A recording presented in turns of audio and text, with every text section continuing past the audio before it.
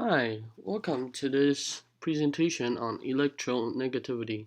What is this marvel of science by Liam Lin?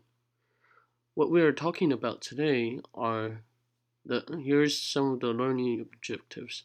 The founders of electronegativity concept, the history, the explanation of the functions of this concept, the concept of polar bonds and how it will affect electronegativity. The history of this finding.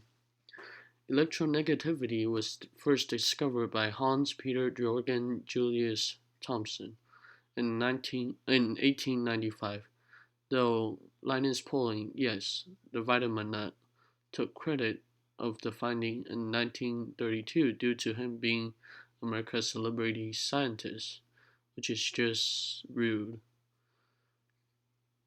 And he believes that vitamins will cure everything, And to the left, here's a picture of Linus Pauling, and to the right is Peter Jordan Julius Thomson. Now, what is this thing? Electronegativity is a measure of the tendency of an atom to attract a bonding pair of electrons.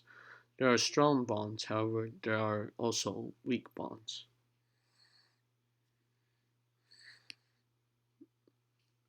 So how do we measure this concept? We measure it by using the Pauling scale, named after Linus Pauling, where fluorine is assigned to as number 4, which makes it the most electronegative. Caesium and francium are assigned to 0.7, making them one of the lowest. The placement of the assigned molecules are largely dependent on the location in the periodic table.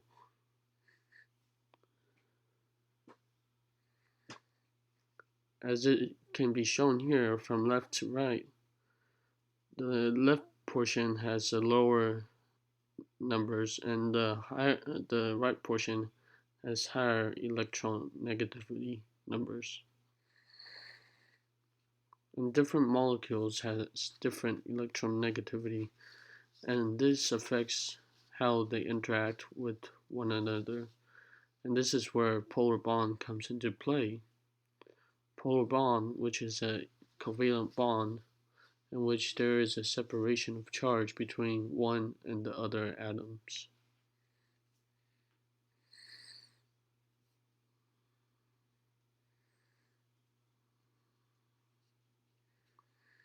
As an example, what happens when B is more electronegative than A?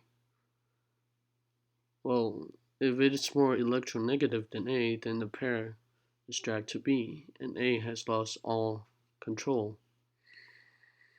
In summary, electronegativity is the world order and determines the bond and the interactions between both atoms. If one is slightly more electronegative than the other, and then the pair will move there. This shows that there is not a pure non-polar covalent bonds, because even a slight difference will lead to it.